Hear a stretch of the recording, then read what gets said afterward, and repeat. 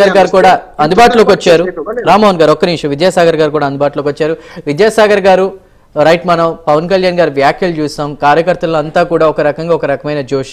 కానీ ఇప్పుడు ఇక్కడ మనకి ఈ డిబేట్ లో పాల్గొన్న వారి వ్యాఖ్యలు కూడా మీరు విన్నాక, తెలంగాణలో ఆంధ్ర మనం గమనించుకుంటే ఈ బ్యారియర్స్ అవసరమా? దేశవ్యాప్తంగా ఆలోచన చేస్తున్నారు పవన్ కళ్యాణ్ గారు, తెలుగు వాళ్ళ కోసం ముఖ్యంగా ఆలోచన చేస్తున్నారు.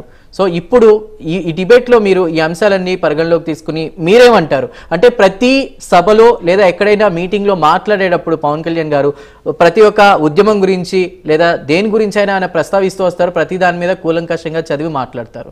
సో ఇప్పుడు పవన్ కళ్యాణ్ వ్యాఖ్యల్ని ఎంత సీరియస్గా తీసుకోవాలి, మీరేమంటారు? అన్మ్యూట్ చేయండి, ఇంకా ప్రాబ్లం ఉంది. విద్యాసాగర్ గారు ఒకసారి ఇయర్ ఫోన్స్ తీసేసి మాట్లాడండి.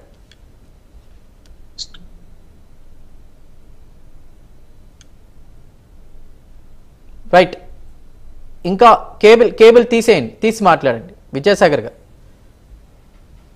రైట్, అది ప్రాబ్లం చెక్ చేసుకోండి. అప్పారావు గారు సేమ్ క్వశ్చన్, మీరు ఏమంటారు దీనికి సంబంధించి? మన విశ్లేషకులు ఏదైతే చెప్పారో ఒక్కదానితో నేను ఏకీభవిస్తాను. ఏదైతే క్యాడర్ అనేది బిల్డ్ చేసుకోవాలి మేము, ఈవెన్ ఏపీలో కూడా క్యాడర్ మీద వర్క్ చేస్తున్నారు జనసేన పార్టీకి సంబంధించిన నాయకులు. అలాగే ఈరోజు తెలంగాణలో కూడా మేము జనసేన పార్టీ మెయిన్ ఫోకస్ అదే పెట్టాం, క్యాడర్ని బిల్డ్ చేసుకోవడం. ఎందుకంటే క్యాడర్ ఈరోజు 21 సీట్లని ఒప్పుకున్నారంటే కారణం పవన్ కళ్యాణ్ గారికి తెలుసు, మాకు ఇంకా క్యాడర్ అంతా సమాహితం కాలేదని చెప్పి ఆయనకి తెలిసింది కాబట్టే ఆయన సీట్ల కోసం ఆయన తగ్గారు. కానీ తగ్గడం కూడా గెలిపే నిరూపించింది జనసేన పార్టీ, పవన్ కళ్యాణ్ గారు. అలాగే డెఫినెట్గా ఏదైతే విశ్లేషకులు చెప్పారో డెఫినెట్గా కొన్ని సూచనలు మేము తీసుకుంటాం. క్యాడర్ని బిల్డ్ చేసే పనిలో ఉంది జనసేన పార్టీ.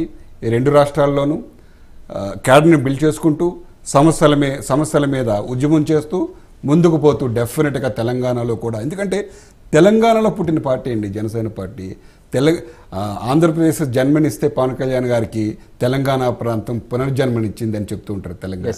అలాగే ఎప్పుడో 2008లో అనుకుంటా ఆదిలాబాద్ జిల్లాలో తన సొంత డబ్బులు, ఆదిలాబాద్ జిల్లా మన గిరిజన ప్రాంతాల్లో కొండల్లో తన సొంత డబ్బులు ఖర్చు పెట్టి మంచినీళ్ళు ఇచ్చిన వ్యక్తి పవన్ కళ్యాణ్ గారు. అవన్నీ గుర్తుకు రావండి జనాలు?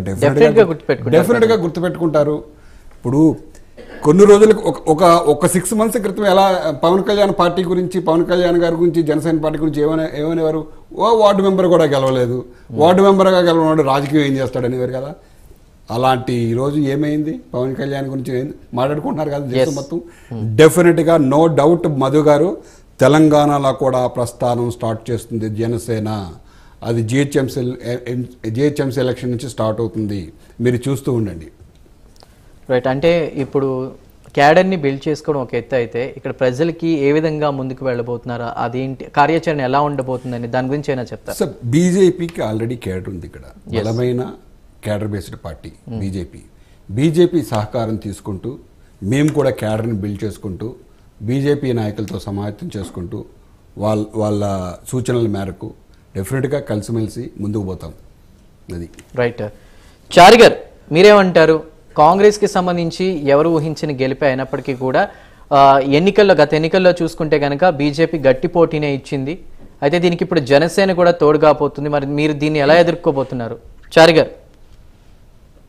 సరే, ఒకటి మాత్రం మిత్రులు తెలుసుకోవాలి, ఏ ప్రాంతం యొక్క డెవలప్మెంట్స్ కోసం మరి ఆయన ఆంధ్రప్రదేశ్ లో పోరాటం చేసి రోజు అధికారం వచ్చిందో, ఇవాళ తెలంగాణలో మళ్ళీ ఇక్కడ కూడా అధికారంలోకి రావాలి, ప్రజలకు సేవ చేయాలనే దృక్పథం ఉన్నప్పుడు గతంలో తెలంగాణ ఉద్యమంలో తను చేసినటువంటి వ్యాఖ్యలు కానీ, తను చేసినటువంటి తెలంగాణ ఉద్యమం మీద వ్యాఖ్యలు చేసినటువంటి వార్తలు కానీ అవన్నీ అది బయటకు వచ్చేసాయి. ఎందుకంటే పక్కా రాజకీయం, ఇక వాళ్ళ రాజకీయంగా అధికారంలోకి వచ్చినటువంటి కాంగ్రెస్ పార్టీ ఇక్కడ పనిచేస్తుంది, ఒక ప్రాంత మనోభావాలకి విలువనిచ్చి కాంగ్రెస్ పార్టీ అప్పారావు గారు కూడా చెప్పారు, చారి గారు తెలంగాణ ఉద్యమాన్ని గౌరవించిన ఏకైక వ్యక్తి పవన్ కళ్యాణ్ గారు. చెప్పండి, గద్దర్ గారు ఉంటే తెలిసేది. తెలంగాణ, నేను అప్పారావు గారు ఒక విషయం చెప్తున్నా, తెలంగాణ ఇచ్చిన కాంగ్రెస్ పార్టీకి 10 సంవత్సరాలు పట్టింది అధికారంలోకి రావడానికి. అంటే ప్రజలు పోరాటం చేస్తే ఎప్పుడు మరవరు, ఆ పోరాటాన్ని ఎప్పుడు కూడా మరవరు.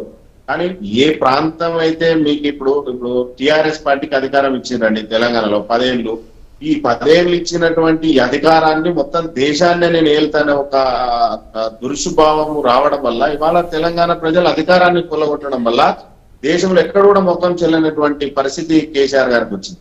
అట్లా ఒక పార్టీ ఒక అధికారంలోకి వచ్చినటువంటి ఒక మొదటిసారి ఈ అధికారంలోకి వచ్చి దేశంలో ఒక మంచి గుర్తింపు వచ్చినప్పుడు ఎక్కడైతే మనం పనిచేస్తున్నామో అక్కడ 100% తన యొక్క డెవలప్మెంట్ కానీ ప్రజలకు సేవ చేసే విషయాన్ని 100% బిల్డ్ చేసుకోగలిగితే దాని తర్వాత జాతీయ స్థాయిలో అధికారం దిశగాన లేకుంటే నేషనల్ పార్టీ దిశగాన పనిచేయడానికి ప్రజలు ఎవరు కూడా ముందుకు వచ్చే అవకాశం ఉంది. కాబట్టి మీ ఆశావాహులు ఎంతమంది అయినా రావచ్చు, బీజేపీతో కలుసుకోవచ్చు. గత ఎలక్షన్ లో బీజేపీకి మరి జిహెచ్ఎంసీలో అధికారం రావడానికి ఎక్కువ సీట్లు రావడానికి అప్పటికే బీఆర్ఎస్ పార్టీకి వ్యతిరేకత రావడం వల్ల కేంద్రంలో బీజేపీ ఉండడం వల్ల ఆ రోజు బీజేపీకి జిహెచ్ఎంసీలో సీట్లు రావడం జరిగింది.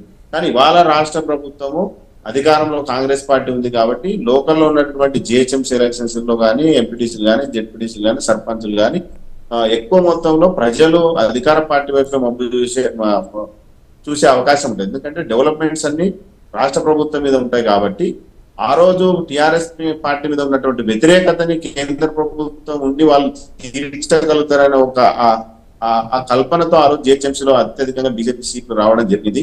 కానీ ఇవాళ ఆ అవకాశం తెలంగాణలో లేదు. ఎందుకంటే గతానికి ఇప్పటికి చాలా తేడా ఉంది. సరే కలిసి పోటీ చేయొచ్చు, వాళ్ళకి ఇలా సీట్ అలయన్స్ రావచ్చు, సర్వసాధారణం.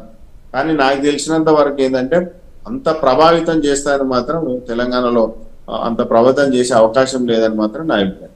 రైట్ చారి గారు, రైట్.